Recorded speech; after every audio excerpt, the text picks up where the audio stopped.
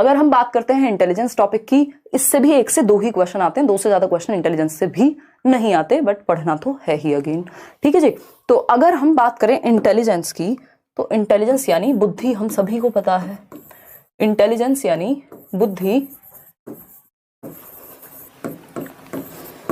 बुद्धि की जब हम बात कर रहे हैं,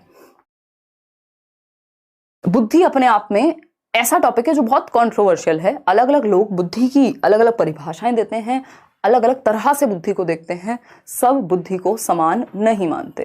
ठीक है ना। कुछ लोग कहेंगे जिसमें लॉजिकल इंटेलिजेंस है वही लॉजिकल है ना। मैम आज लेट्स लर्न लग रही हैं, हाँ कह सकते हो आप, येलो येलो डर्टी फेलो। चलो आगे बढ़ते हैं। देखिएगा, अगर हम बात करें इंटेलिजेंस की, तो बुद्धि क्या है? इंटेलिजेंस शब्द की उत्पत्ति लैटिन भाषा के इंटेलिजियर से हुई थी। यानी इंटेलिजियर एक वर्ड था जिसका मतलब होता है टू अंडरस्टैंड। तो इंटेलिजेंस क्या है? आप चीजों को समझते हैं, अडेप्ट करते हैं एनवायरमेंट में, रीजनिंग करते हैं, और आपकी सीखने की क्षमता ये किसमें आएगी? बुद्धि में आएगी, यानी बुद्धि के अंतर्गत आएगी। ठीक है ना।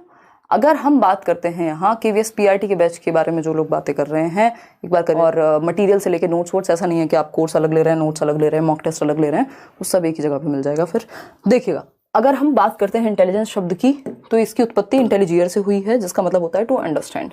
इंटेलिजेंस की जब हम बात कर रहे हैं, तो इंटेलिजेंस हेरिडिटी से अधिक प्रभावित होती है, ये बात हम याद रखें। यानी जो आपका IQ है वो ज्यादा प्रभावित किससे है? आपके बुद्धि, आपकी हेरिडिटी से है। तो IQ ऐसा नहीं होता कि आंख बंद की और IQ बढ़ गया। IQ बढ़ना अपने आप में ही बहुत सालों में थोड़ा बहुत अंतर आता है, बहुत बड़ा अंतर IQ में नहीं आता। इंटेलिजेंस यानी हेरिडिटी से अधिक प्रभावित होती है। दूसरा, एबिलिटी को आप इंक्रीज कर सकते हो, यानी क्षमताओं को आप बढ़ा सकते हो over the period of time, but IQ अचानक से बढ़ जाएगा, बहुत ही कम संभावना होती है और बहुत ही कम परसेंटेज में बढ़ता है ना। तो ये डायनेमिक कह सकते हैं हम इंटेलिजेंस कि ठीक है, टाइम के साथ चेंज हो सकती है, एबिलिटी को आप बढ़ा सकते हैं, बट अचानक से कोई बहुत बड़ा बदलाव नहीं आ जाएगा IQ की अगर हम बात करें।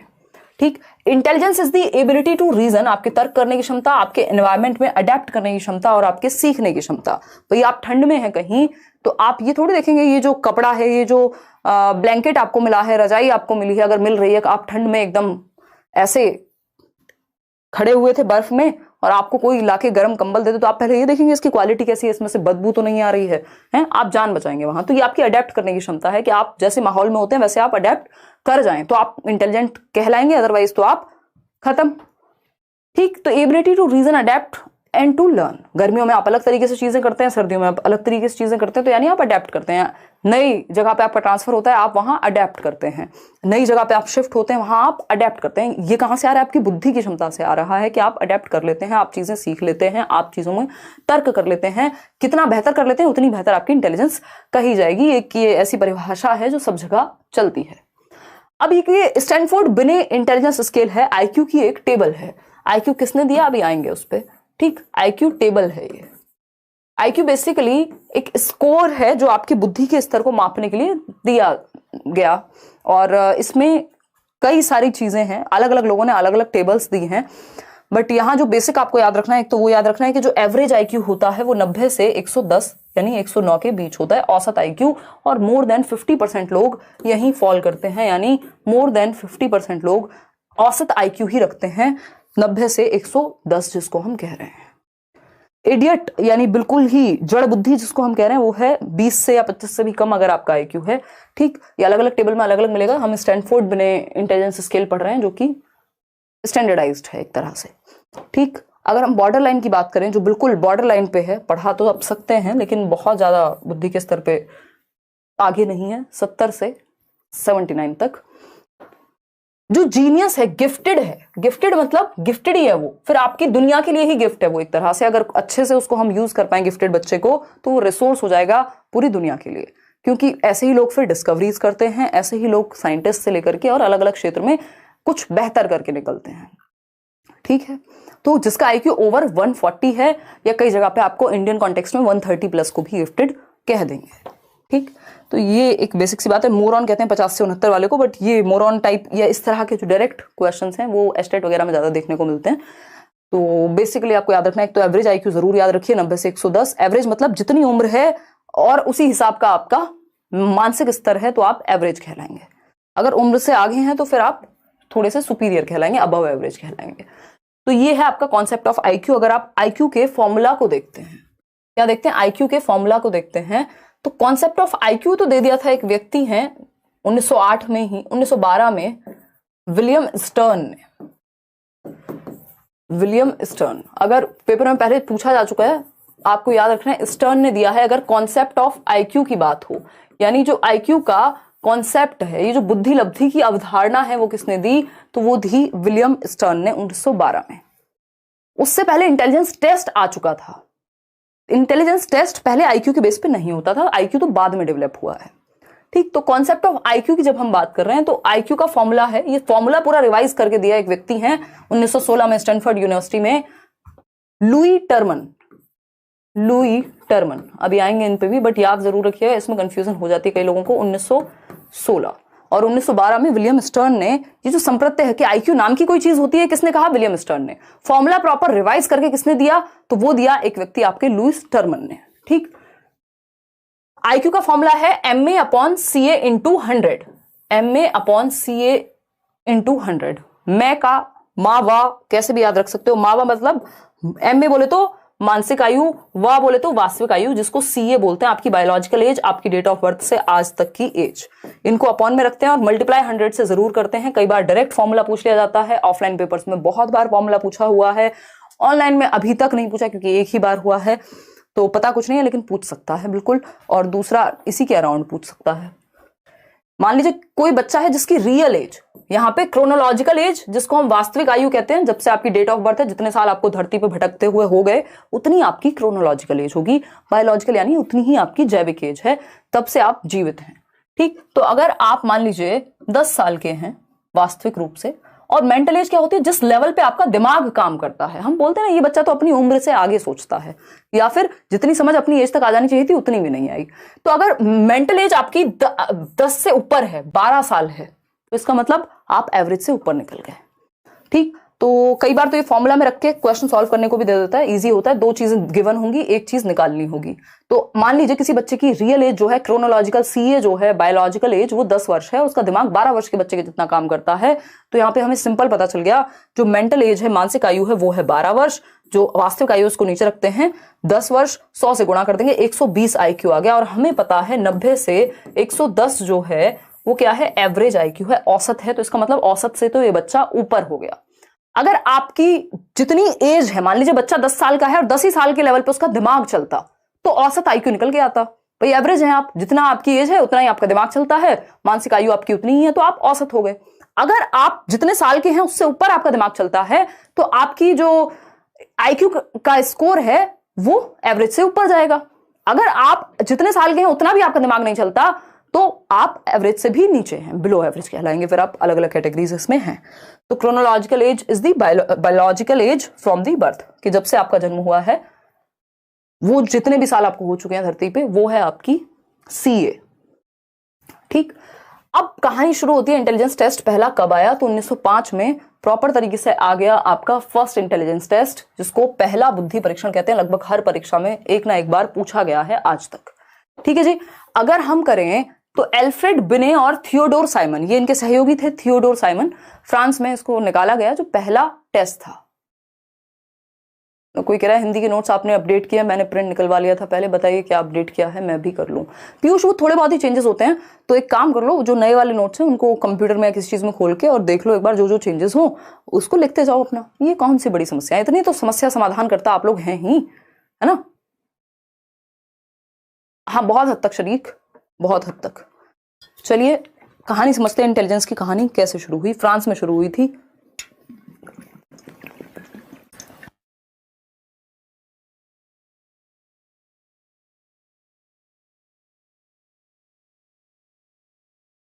कोई तो कह रहा है कि स्पीड बढ़ाओ यार अब उम्र हो गई है, मतलब बेसिकली एक्सपीरियंस ज़्यादा हो गया टाइम के साथ, तो स्पीड बढ़ाने का मन नहीं करता, अब डिटेल में जाने का ही मन करता है। नहीं तो फिर क्या अंतर है, अभी कितने सारे तो अपने ही लर्नर्स हैं, उन्होंने कितने यूट्यूब चैनल्स बनाए हुए हैं, वो भी सिखा रहे हैं, सब अच्छी बात है। बट थोड़ा अगर हम अच्छे से पढ़ लेंगे तो अच्छा रहेगा, है ना। अब 6 साल से सेशन चल रहे हैं, अब तो रिटायरमेंट में ले लेती, बट मुझे ये काम इतना पसंद है कि मैं क्या करूं, अगर ये नहीं करूं तो मुझे अच्छा नहीं लगता। देखो, एल्फ्रेड बिने एंड थियोडोर साइमन, चलो फिर भी कोशिश करते हैं, बढ़ा देंगे स्पीड, डोंट वरी। स्पीड बढ़ाने का मतलब होता है चीजें छूटेंगी फिर तो, या टू द पॉइंट बहुत ज्यादा हो जाएंगी। तो जो व्यक्ति पहली बार पढ़ने की कोशिश कर रहा है उसके सर से ऊपर से जाएंगी चीजें, वो स्पीड बढ़ा के लास्ट में एक दिन पहले सेशन से तो तब कर लेंगे, मतलब पेपर से एक दिन पहले वाला या 2 दिन पहले वाला। तो एल्फ्रेड बिने और थियोडोर साइमन ने 1905 में पहला टेस्ट फ्रांस में निकाला, और इसके रीजंस अलग थे कि वहां के जो बच्चे हैं आर्मी में भेजना था कुछ लोगों को देखना था कि उनका स्तर किस लेवल का है, उसका दिमाग। और इस टाइम पे ये क्या होता था कि क्वेश्चंस पूछे जाते थे, क्वेश्चंस के बेस पे इंटेलिजेंस को डिसाइड करते थे, आईक्यू जैसा कुछ नहीं था। ठीक, तो इंटेलिजेंस टेस्ट पहला किसने निकाला? एल्फ्रेड बिने ने। पेपर में पूछा जा चुका है बहुत बार, बहुत जगह पे। इसके बाद आता है 3 साल बाद 1908 में ये टेस्ट रिवाइज होता है, फिर 12 में भी हुआ, ये टेस्ट रिवाइज ही होता रहा आधे जीवन। तो 1908 में क्या हुआ? मेंटल एज का कॉन्सेप्ट आया, ये टेस्ट रिवाइज हुआ। मानसिक आयु का संप्रत्यय किसने दिया? एल्फ्रेड बिने ने दिया, यानी जो आप आईक्यू के फॉर्मूला में देख रहे थे वो मेंटल एज किसने दी थी? बिने ने दी थी। क्रोनोलॉजिकल एज किसी को देने की जरूरत नहीं है क्योंकि वो होती ही है, ठीक है ना। तो मानसिक आयु का जो संप्रत्यय है, अगर आपसे पूछे वो किसने दिया, तो 1908 में जब ये टेस्ट रिवाइज हुआ, पहला इंटेलिजेंस टेस्ट, अल्फ्रेड बिने लिख लीजिएगा, हिंदी में नाम सेम ही रहने वाला है। 1912 की अगर हम बात करें तो 1912 में आईक्यू का कॉन्सेप्ट आया, समझ गए आप? 1908 में मेंटल एज, 12 में आईक्यू का कॉन्सेप्ट विलियम स्टर्न के द्वारा दिया गया, और 1916 में जो फॉर्मूला है अपडेट होकर के किसके द्वारा दिया गया? जो आज हम फॉर्मूला पढ़ रहे हैं इसमें 100 लगाया गया, टर्मन के द्वारा। ठीक है जी, लुई टर्मन। क्लियर है बात? आशीर्वाद चाहिए। अरे सर आप पढ़ रहे हैं, मेहनत कर रहे हैं, बस सब कुछ बढ़िया है। फिर देखिएगा, तो ये इसमें कुछ ईयर्स हैं। 1905 पहला इंटेलिजेंस टेस्ट, 1908 मेंटल एज का कॉन्सेप्ट, फिर 1912 में विलियम स्टर्न ने आईक्यू यानी बुद्धि लब्धि की अवधारणा दी, और 1916 में आईक्यू का फॉर्मूला आया टर्मन के द्वारा। ठीक है जी, क्लियर है बात? कोई दिक्कत परेशानी दर्द समस्या नहीं होनी चाहिए। ये 4 बातें थी जो हमने यहाँ डिस्कस की। अब बात आती है, इसमें आप फंस सकते हैं कि क्रिएटिविटी और इंटेलिजेंस में क्या रिश्ता है, ये रिश्ता क्या कहलाता है? कौन से वाला? बुद्धि और रचनात्मकता का। ठीक, तो क्रिएटिविटी और इंटेलिजेंस, रचनात्मकता क्या है? कुछ नया, कुछ नोवल, कुछ डिफरेंट, कुछ अलग करने की क्षमता। सब में नहीं होती है ना, सबको नहीं मिलता लक्ष्मण। तो उसी तरह से क्रिएटिविटी भी मतलब होती है, बट अलग अलग स्तर की होती है। ठीक है, केवीएस बैच बता चुकी हूँ मैं, एडमिशन आज से स्टार्ट हो चुके हैं, और एक बार करियर ऐप पर जाकर के देख लो यार, अभी फोकस कर लो पढ़ने पे, है ना। अगर हम बात करें तो नोवल, कुछ नया, कुछ नवीन करने की क्षमता क्रिएटिविटी कहते हैं। हम आउट ऑफ द बॉक्स करना, कुछ हटके करना, आउट ऑफ द लीग करना। ठीक है, लेट्स लर्न आप उसका उदाहरण कह सकते हैं। सीटेट की पूरी दुनिया ही बदल गई। लोग कोचिंग्स में फीस देते थे, ऑफलाइन जा जाके 20-20 हजार में सीटेट पढ़ते थे। लोगों के पास लोग नहीं बचे जो कोचिंग में आके 2 रुपए दे दें आज की डेट में सीटेट के नाम पे, है ना। तो खैर ये सब बातें तो चलती रहेंगी। अगर हम बात करें इंटेलिजेंस की यानी बुद्धि की, तो आपकी जो बुद्धि है, जो आपकी सीखने की, तर्क करने की, अडेप्ट करने की क्षमता है, उसका क्रिएटिविटी से क्या नाता है, या आईक्यू का क्रिएटिविटी से क्या नाता है? पहला पॉइंट है, researchers have found that the relationship between creativity and intelligence is positive. पहली बात तो ये कि जो बुद्धि और रचनात्मकता का रिश्ता है वो पॉजिटिव माना जाता है, सकारात्मक माना जाता है, कि अगर एक सर्टेन लेवल ऑफ बुद्धि आपके पास है, अगर बुद्धि ठीक ठाक स्तर की है, तो उससे कोई नुकसान नहीं होगा क्रिएटिविटी को, है ना। मतलब कि मनीषा, बुद्धि की जब हम बात कर रहे हैं, इंटेलिजेंस की जब हम बात कर रहे हैं, तो एक सर्टेन लेवल ऑफ आईक्यू तो चाहिए ही होता है ना। एवरेज भी अगर आपके पास बुद्धि है तो वो भी मदद ही करेगी। तो इंटेलिजेंस और क्रिएटिविटी ऐसा नहीं कि एक दूसरे को प्रभावित नहीं करते, पॉजिटिवली प्रभावित करते हैं। पॉजिटिवली मतलब अगर बुद्धि का स्तर अच्छा है तो क्रिएटिविटी भी बेहतर तरीके से डेवलप हो सकती है, लेकिन ये कोई शर्त नहीं है कि बुद्धि का स्तर अगर अच्छा है तो क्रिएटिविटी भी अच्छी ही होगी, जरूरी नहीं है, है ना। जरूरी नहीं है जिसका आईक्यू हाई है वो क्रिएटिव होगा ही होगा, बट अगर आईक्यू हाई है तो इससे फायदा ही मिलेगा, नुकसान कुछ नहीं है। इसलिए ये क्या है, पॉजिटिव है। 50% मार्क्स निशा राजपूत चाहिए केवीएस में। टर्मन इन दी 1920s, चाहे वो 10th हो 12th के बाद में उन्होंने बात की हुई है, 10th के बारे में तो नहीं। टर्मन ने 1920 के अराउंड पाया, ये वही टर्मन है जो आईक्यू की बात कर रहे थे, कि that the persons with high IQ, जिनका आईक्यू ज्यादा था, जरूरी नहीं है कि वो क्रिएटिव थे ही थे। यानी आईक्यू का ज्यादा होना क्रिएटिविटी का कोई सूचक नहीं है, लेकिन अगर आईक्यू ज्यादा है तो उससे नुकसान भी कुछ नहीं है, पॉजिटिवली रिलेटेड है।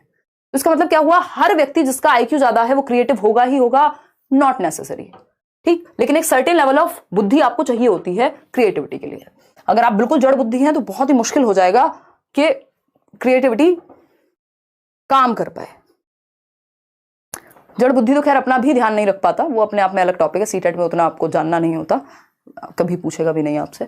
देखिएगा, अर्थात हर एक हाई आईक्यू वाला बच्चा रचनात्मक हो आवश्यक नहीं है। सिंपल, सरल, सुंदर, सस्ती, टिकाऊ बात। किसी को ये छोटी छोटी बातें समझने में दिक्कत हो रही हो तो आप बता दीजिए। अभी हम ये 4 एलिमेंट देखते हैं, फिर आएंगे वापस से क्रिएटिविटी और इसके रिलेशनशिप में, डाइवर्जेंट और कन्वर्जेंट थिंकिंग पे, जिससे एक क्वेश्चन मिनिमम आता है हर साल। उठा के देख लो पेपर, चाहे ऑनलाइन हो ऑफलाइन हो, कोई भी पेपर हो किसी भी तरह का। अगर हम देखते हैं क्रिएटिविटी के कुछ तत्व हैं 4, इनसे क्वेश्चन पूछा जा सकता है, पूछा गया है इस बार भी। क्रिएटिविटी के तत्व यानी रचनात्मकता के तत्व, एलिमेंट्स ऑफ क्रिएटिविटी 4 एलिमेंट्स हैं। FFOE, ये ट्रिक कह लीजिए आप इसको, या निमोनिक में कहती हूँ आपको, बहुत सारे टॉपिक के निमोनिक्स मैंने दिए हुए हैं, यानी वो शॉर्ट फॉर्म, जैसे पियाजे की SPCF है, अभी हम पढ़ रहे थे थोड़ी देर पहले कुछ और है, ठीक। तो ये क्या है, FFOE यानी फर्स्ट है फ्लुएंसी, यानी कोई व्यक्ति है तो उसमें ये 4 लक्षण पाए जाएंगे क्रिएटिविटी को लेकर के।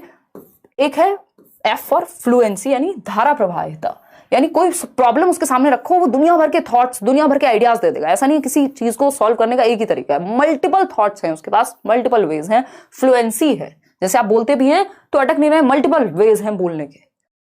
दूसरा आता है फ्लेक्सिबिलिटी, लचीलापन। एक रास्ता काम नहीं कर रहा, दूसरे तरीके से ट्राई करेंगे, दूसरे से नहीं तीसरे से ट्राई करेंगे। ये नहीं है अटक गए, अरे बस मम्मी मुझे तो यही पता था, अब तो मुझे नहीं पता कैसे करना है। ऐसा हम तब करते हैं जब हम आलस में होते हैं, अदरवाइज किसी भी चीज को करने के 70 तरीके हैं, और ये आलस करते करते एक दिन हमारा दिमाग बंद हो जाता है, फिर हमें नई प्रॉब्लम्स से बचने का मन करता है। तो फ्लेक्सिबिलिटी मतलब एक रास्ता काम ना करे दूसरा, दूसरा काम ना करे तीसरा।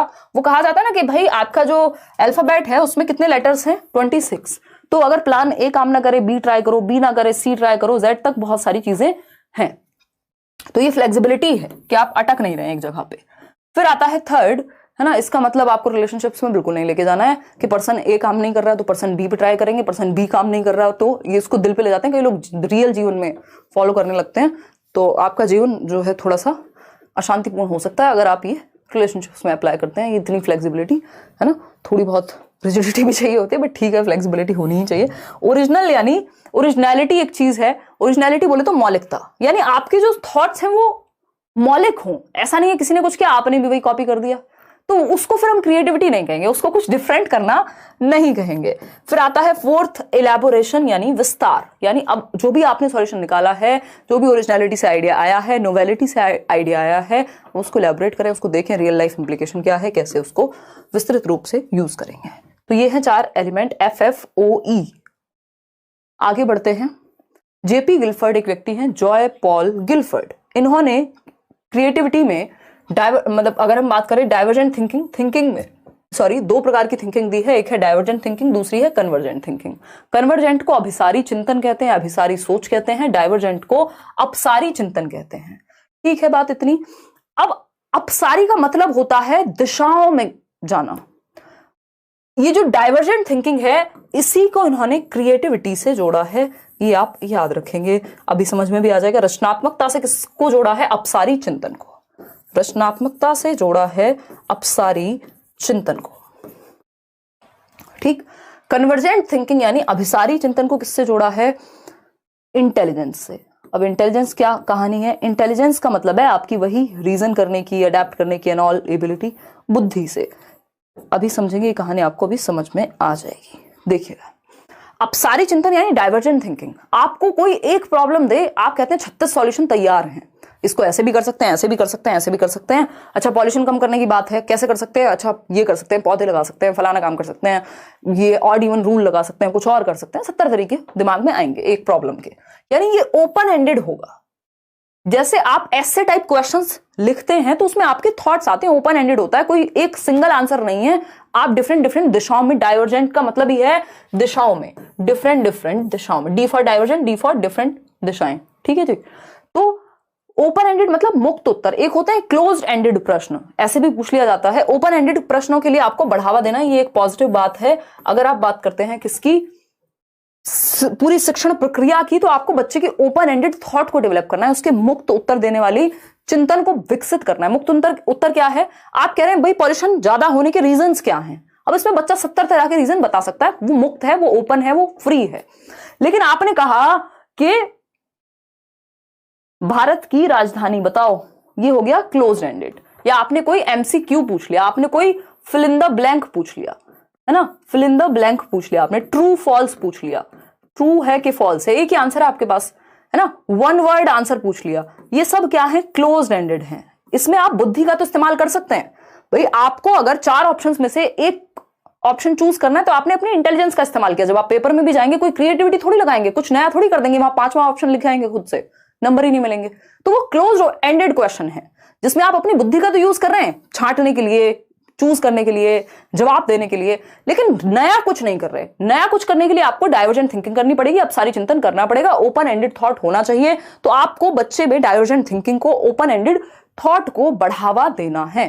ठीक, रिलेटेड टू क्रिएटिविटी यानी रचनात्मकता से जुड़ा हुआ है। Out of the box, league से हटके सोचना, कुछ डिफरेंट सोचना। सब इधर जा रहे हैं, हम इधर जाएंगे, मतलब जानबूझ के दीवार में सर मारना नहीं, बट कुछ डिफरेंट, हटके सोचना, एक नया आइडिया लाना, है ना। किसी ने तो आउट ऑफ द बॉक्स सोचा होगा, तभी वो आप मच्छर मारने वाला रैकेट बहुत सारे लोग यूज करते होंगे, है ना, और मच्छरों को उड़ाते रहते होंगे, ऐसे उनकी लाशें भिस जाती होंगी उसके अंदर। क्या है वो? किसी ने तो आउट ऑफ द बॉक्स सोचा होगा ना।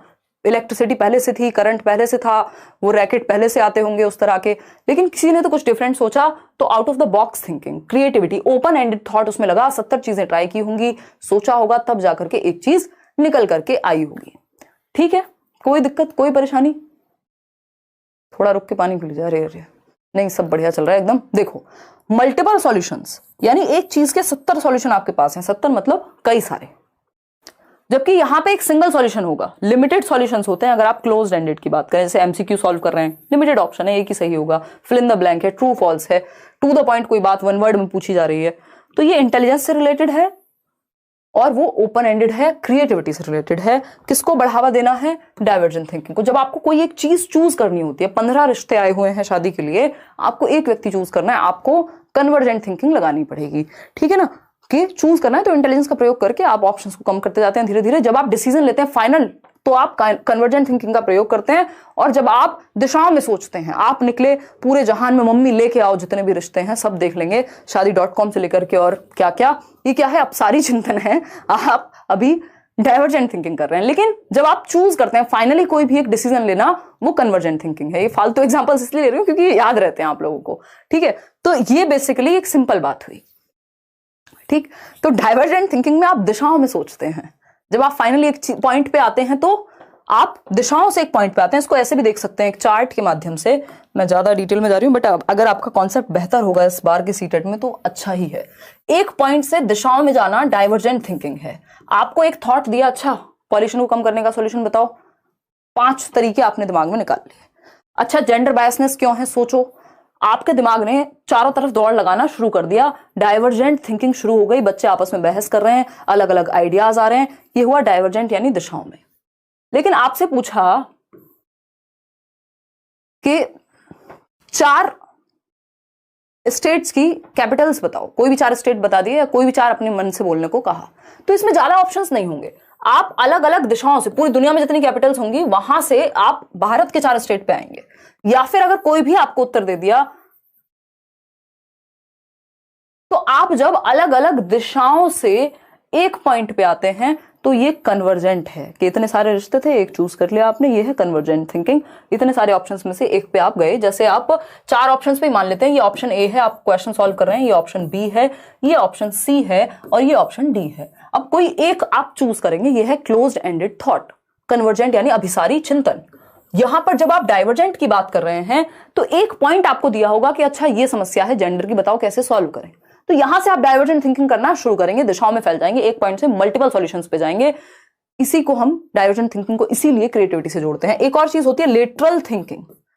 लेटरल थिंकिंग वो भी क्रिएटिविटी से ही जुड़ी हुई होती है। ब्रेनस्टॉर्मिंग भी क्रिएटिविटी और प्रॉब्लम सॉल्विंग के लिए यूज होती है। ब्रेनस्टॉर्मिंग पे बुद्धिशीलता, जिसको हम कहते हैं कि बच्चों को ग्रुप में बिठा करके आप ब्रेनस्टॉर्म करने को कह रहे हैं, उनको अलग अलग आइडियाज सोचने को कह रहे हैं, तो ब्रेनस्टॉर्मिंग यानी बुद्धिशीलता ग्रुप में बैठ करके कराई जाती है, प्रॉब्लम सॉल्विंग में काम आती है, रचनात्मकता बढ़ती है बच्चे की। एक बुक थी एलेक्स एफ ऑसबर्न की जिसका नाम था क्रिएटिविटी, जिसमें उन्होंने ब्रेनस्टॉर्मिंग की बात की है। ब्रेनस्टॉर्मिंग पेपर में पूछ लिया जाता है, इसको ऐसे प्रवचन की तरह मत ले लेना कि हाँ ठीक है ना, कोई तो राग चल रहा है, हिमांशी सुना रही है, कोई बात नहीं, ये नहीं करना है, ठीक है। लेटरल थिंकिंग की अगर हम बात करें तो ब्रेनस्टॉर्मिंग काम की चीज है। लेटरल थिंकिंग रिपीट पे देख लेना एक बार अगर मिस कर दिया हो तो। लेटरल थिंकिंग क्या है? लेटरल थिंकिंग भी क्रिएटिविटी से जुड़ी हुई है, मतलब लीक से हटके सोचना। एक तो तरीका ऐसे जाओ कहीं, एक है घूम घूम के मस्त नए नए तरीके ढूंढते हुए जाओ, ठीक। तो लेटरल थिंकिंग है कि आप डिफरेंट वे में कर रहे हैं किसी चीज को, ठीक। एक उदाहरण मैं बहुत बार देती हूं कि एक व्यक्ति था जो देख नहीं सकता था और वो कहीं पे बैठा हुआ है और उसने लिखा हुआ है I am blind, I can't see, please help me. वो बैगर है और बैठा हुआ है। तो सुबह से शाम हो गई और बहुत हद तक कोई खास उसको दक्षिणा या जो भी है नहीं मिला, भीख नहीं मिली अगर मैं कहूं।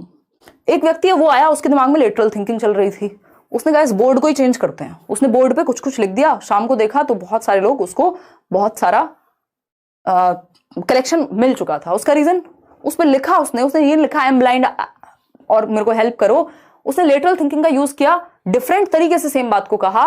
उसने कहा it's a beautiful day but I can't see it, you can. अब सामने वाले को अच्छा लगेगा ना कि यार हाँ सुंदर दिन तो है और मैं देख सकता हूँ, ये कितनी बड़ी ब्लेसिंग है, चलो इसको कुछ दे देते हैं। ये क्या हुआ? लेटरल थिंकिंग का प्रयोग हो गया। समझ पा रहे हैं? चलिए, तो ये थी कहानी क्रिएटिविटी और डाइवर्जेंट थिंकिंग की। डाइवर्जेंट थिंकिंग को बढ़ावा देना है, ओपन एंडेड थॉट को बढ़ावा देना। जब आप ऐसे टाइप क्वेश्चन करते हैं तो उसमें ओपन एंडेड थॉट लगता है, जब आप एमसीक्यू सॉल्व करते हैं तो क्लोज्ड एंडेड।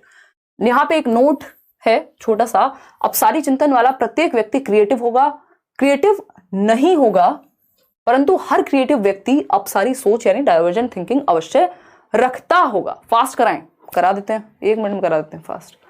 अगर हम बात करें, बात क्या हो रही है यहाँ पे, जो भी व्यक्ति क्रिएटिव है वो हर हालत में 100% डाइवर्जेंट थिंकिंग रखता होगा, क्योंकि अगर दिशाओं में नहीं सोचा तो क्रिएटिव बन ही नहीं सकता।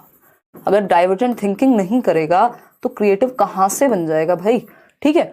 और जितने भी डाइवर्जेंट थिंकिंग करने वाले लोग हैं, जो दिशाओं में सोचते हैं, वो सारे क्रिएटिव होंगे जरूरी नहीं है। कई बार तो लोग क्रिएटिविटी के चक्कर में इतनी भसड़ कर देते हैं कि वो कुछ का कुछ बना देते हैं। उनको लगता है आज हम एक डिश बनाएंगे बहुत ही दुनिया से अलग, कुछ नया ट्राई करते हैं, और डिश क्या बनी कि इंसान खाए तो उठ ना पाए, है ना। तो ये डाइवर्जेंट थिंकिंग, जितनी भी डाइवर्जेंट थिंकिंग जहां पे भी यूज हो रही, जरूरी नहीं सारी क्रिएटिविटी वहां से निकल के आए, बट जो भी क्रिएटिव व्यक्ति है फाइनली उसने डाइवर्जेंट थिंकिंग का यूज जरूर किया होगा। तो हर क्रिएटिव व्यक्ति, हर क्रिएटिव पर्सन डाइवर्जेंट थिंकर होता है, बट हर एक डाइवर्जेंट थिंकर क्रिएटिव नहीं हो सकता। आगे बढ़ते हैं। कई लोगों की डिमांड है कि हम स्पीड बढ़ाएं, बट पता नहीं मेरी अंदर से इच्छा आ रही कि नहीं, स्पीड ना बढ़ाएं। चलिए बीच का रास्ता निकालेंगे, थोड़ी सी स्पीड बढ़ाने का प्रयास करेंगे, है ना। चलिए आ जाइए।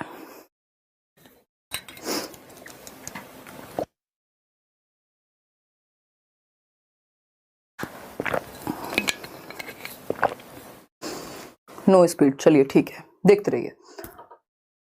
गिफ्टेड चिल्ड्रन यानी प्रतिभाशाली बच्चे 3 प्रकार के जनरली माने जाते हैं। वैसे तो गिफ्टेड का मतलब अगर आप सिंपल लेमैन लैंग्वेज में समझेंगे, एकदम आम भाषा में, तो इसका सिंपल से मतलब ऐसे देखा जाता है कि जिसका IQ ज्यादा हो, जिसका IQ 140 प्लस है, 130 प्लस है, उसको हम गिफ्टेड कह रहे हैं। लेकिन अगर इसको और थोड़ा सा डिवाइड करके देखें, कुछ लोगों का ये मानना है कि गिफ्टेड में भी 3 कैटेगरी हैं, ठीक। वो 3 कैटेगरी कौन सी हैं? एक है इंटेलेक्चुअली ब्राइट, दूसरा है टैलेंटेड बच्चे, और तीसरा है आपका क्रिएटिव बच्चे, ठीक है। तो इंटेलेक्चुअली ब्राइट में कौन आ जाएगा? जिसका IQ बहुत हाई हो, जैसे एल्बर्ट आइंस्टाइन, जैसे हम कह सकते हैं डॉक्टर APJ अब्दुल कलाम, जिनका IQ इंटेलेक्चुअली ब्राइट है, यानी बौद्धिक रूप से बहुत ब्राइट है, तो ये साइंस में, मैथ्स में या पढ़ाई में बहुत बेहतर होंगे, ठीक है ना।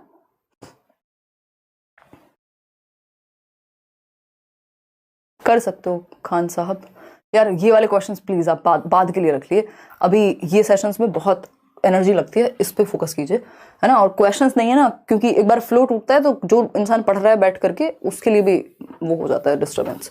देखिए इंटेलेक्चुअली ब्राइट यानी 140 प्लस IQ यानी बौद्धिक रूप से उज्ज्वल व्यक्ति, Einstein, doctor APJ Abdul Kalam, जितने भी लोग जिन्होंने भी हाई IQ का प्रयोग कर, कोई मैथमेटिशियन हो सकते हैं, शकुंतला देवी को भी हम कह सकते हैं। फिर दूसरा टाइप आता है इसमें टैलेंटेड।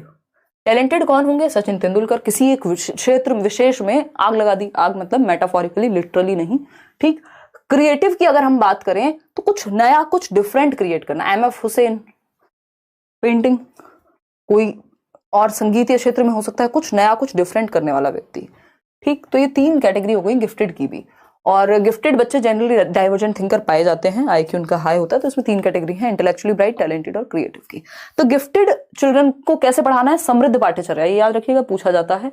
एनरिच्ड करिकुलम यानी समृद्ध पाठ्यचर्या। एक होती है नॉर्मल जो हमारा करिकुलम चल रहा है, उसमें और विशेष चीजें ऐड करके इनको और थोड़ी challenging, higher order thinking skills वाले क्वेश्चंस पे इनको अटकाया जाता है या इनको दिए जाते हैं, क्योंकि इनका दिमाग जो है वो ब्राइट है, इंटेलेक्चुअली ब्राइट है। तो जो चीजें नॉर्मल बच्चों को 2 मिनट में समझ में आती है, इनको 1 में आ जाती होंगी या जल्दी समझ लेते हैं दूसरों के मुकाबले। तो बोर हो जाएंगे अगर इनको एनरिच्ड करिकुलम या चैलेंजिंग टास्क नहीं दिए जाएंगे। तो इनको चैलेंजेस पसंद होते हैं और इनके अकॉर्डिंग एक एनरिच्ड करिकुलम चलाया जाना चाहिए, जिसमें एक्स्ट्रा इनके लिए क्विज हो सकती हैं, कोई स्टेट लेवल कंपटीशन हो सकता है, कुछ और हो सकता है जिसमें इनका दिमाग इन्वॉल्व रहे, इनके लिए एक्स्ट्रा इनपुट्स हो, समृद्ध पाठ्यचर्या हो, जिससे इनको आगे हम रिसोर्स के रूप में तैयार कर पाए देश के लिए, जिनमें उनके इंटरेस्ट के अकॉर्डिंग चैलेंजिंग टास्क होते हैं। और इंटेलेक्चुअली ब्राइट बच्चों को हॉट्स यानी हायर ऑर्डर थिंकिंग स्किल्स जैसे कंटेंट्स देने चाहिए, जो कि हम ब्लूम्स टेक्सोनॉमी में भी पढ़ेंगे, जिसमें दिमाग का स्तर ज्यादा प्रयोग हो,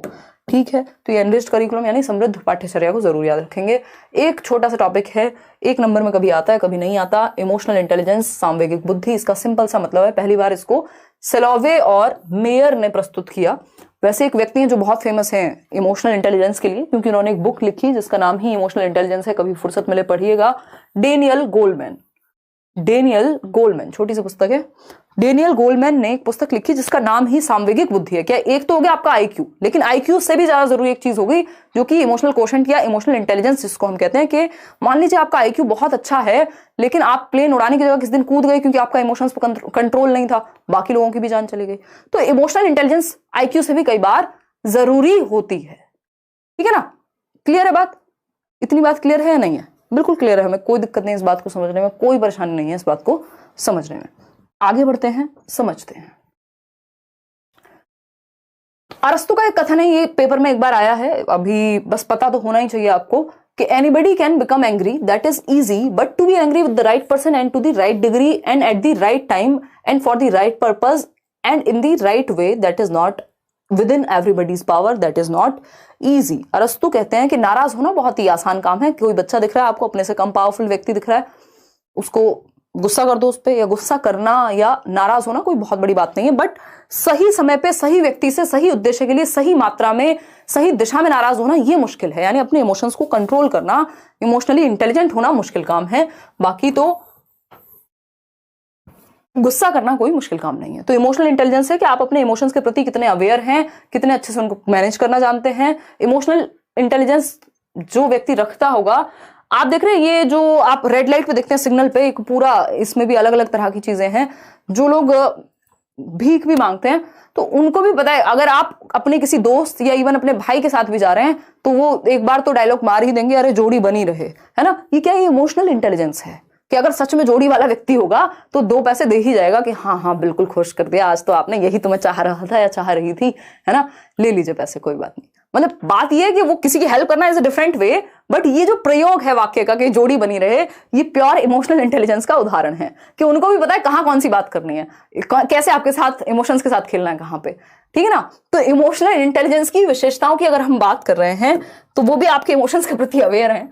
इमोशनल इंटेलिजेंस की अगर आप बात कर रहे हैं, अटक रहा है वीडियो यार, पता नहीं आजकल इंटरनेट की कुछ समस्या तो है, कोई नहीं, चलने दो, मजा आ रहा है ना, बस मजा आना चाहिए। बहुत बढ़िया, देखिएगा अगर हम बात करें, लाइक शेयर करना आज मुझे भी याद नहीं है क्योंकि पढ़ाने के टाइम पे याद नहीं रहता।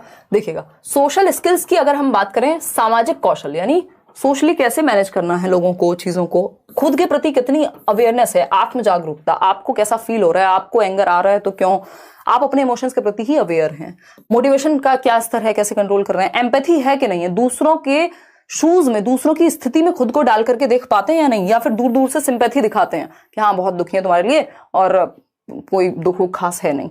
सेल्फ रेगुलेशन यानी सेल्फ नियंत्रण, स्व नियंत्रण, कि आप खुद को अगर रेगुलेट कर लेते हैं तो आपको कहेंगे कि हाँ आप इमोशनली इंटेलिजेंट हैं। एम्पैथी दूसरों के प्रति आप में है, social skill, self awareness, emotional management, ये सब लक्षण हैं इमोशनल इंटेलिजेंस के। 1 नंबर का क्वेश्चन है इमोशन एंड कॉग्निशन या कॉग्निशन एंड इमोशन। देखिएगा, संज्ञान एवं संवेग, क्या कहानी संज्ञान एवं संवेग की, बताइएगा। यार केवीएस की पेडागोजी यूट्यूब पे कराना मुश्किल है, कोशिश रहेगी प्रैक्टिस करा दी जाए, इसीलिए सेशन इतने डिटेल में चल रहे हैं कि थोड़ा सा आपको बेस आपका पूरा अच्छे से तैयार हो जाए। देखिए, क्योंकि अभी जनवरी तक तो सीटेट से ही फुर्सत नहीं मिलने वाली, तो उस केस में फिर टाइम का पता नहीं ना हमारे पास कितना बचेगा। कॉग्निशन एंड इमोशन यानी संज्ञान एवं संवेग की बात करें, कोशिश रहेगी लास्ट में कुछ दे दें।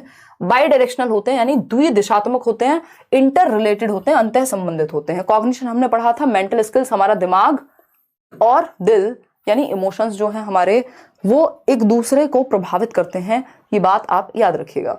फिर आता है दोनों एक दूसरे को प्रभावित करते हैं, सेम बात है, सिर्फ एक केस में प्रभावित नहीं करते। ज़ेज़ोंग के एक व्यक्ति हैं जो कहते हैं कि कॉग्निशन और इमोशन, संज्ञान और संवेग एक दूसरे से इंडिपेंडेंट हैं, एक दूसरे को प्रभावित नहीं करते।